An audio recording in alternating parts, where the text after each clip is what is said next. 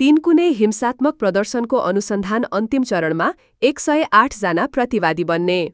गत चैत 15 गते काठमाडौँको तीनकुनेमा राजावादी समूहद्वारा आयोजित प्रदर्शन हिंसात्मक बनेपछि पक्राउ परेका व्यक्तिहरू विरुद्धको अनुसन्धान अन्तिम चरणमा पुगेको छ। जिल्ला प्रहरी परिसर काठमाडौँले करिब 2 महिना लामो अनुसन्धानपछि फाइल जिल्ला सरकारी वकिल कार्यालयमा बुझाउने तयारी गरिरहेको छ। परिसरको मुद्दा शाखा प्रमुख डीएसपी कुलदीप चन्दका अनुसार अनुसन्धानको पाटो सकिएको छ र अहिले डकुमेन्टेसनको काम भइरहेको छ। उनले भने सम्भवतः आज वा भोलि प्रतिवेदन सरकारी वकिलको कार्यालयमा पुग्नेछ। यो घटनामा 108 जनालाई प्रतिवादी बनाइनेछ। प्रहरीले आफ्नो प्रतिवेदनमा उनीहरूमाथि कर्तव्य ज्यान मार्ने उद्योग, राजद्रोह, आपराधिक उपद्रव र संगठित अपराध जस्ता गम्भीर अभियोग लगाउनुपर्ने सिफारिस गरेको छ। तर कसलाई कुन मुद्दा लगाउने भन्ने अन्तिम निर्णय सरकारी वकिल कार्यालयले गर्नेछ। संगठित अपराध सम्बन्धी मुद्दामा पक्राउ मितिबाट 60 दिनभित्र अदालतमा अभियोग पत्र पेश गर्नुपर्ने कानूनी प्रावधान छ। त्यसैले 15 जेठ अघि अदालतमा मुद्दा दर्ता गर्नुपर्ने भएकाले प्रहरी तीव्र तयारीमा जुटेको छ। पक्राउ परेका 108 जना मध्ये 18 जना अझै फरार छन् भने बाँकीलाई हिरासतमा लिएर वा हाजिरी जमानीमा अनुसन्धान गरिएको छ।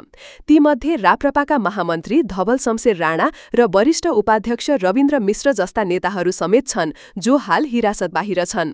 मुद्दा अदालत पुगेपछि उनीहरूलाई अदालतमा उपस्थित गराइने तयारी प्रहरीले गरिरहेको छ। उक्त दिनको प्रदर्शनको नेतृत्व विवादास्पद व्यवसायी दुर्गा प्रसाईले गरेका थिए।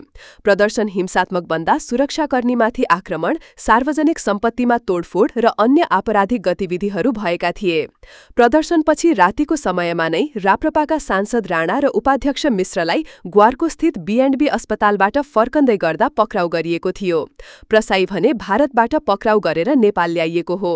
यस घटनामा धेरै व्यक्तिहरू संलग्न रहेकाले अनुसन्धानका लागि 4 वटा अतिरिक्त प्रहरी युनिट थप गरिएको थियो।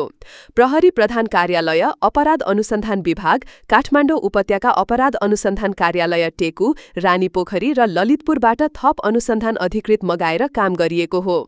अनुसन्धानमा खटिएका प्रमुख अधिकारीहरूमा SSP Krishna Pangeni, SP Prabin Dhital, inspector Nani Kaji Thapa, Rajesh Maharjan र हृदय सापकोटा छन्।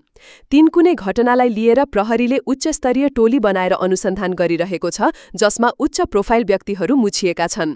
अब केही दिनभित्रै सरकारी वकिलको कार्यालयले निर्णय लिनेछ कसलाई मुद्दा चलाउने,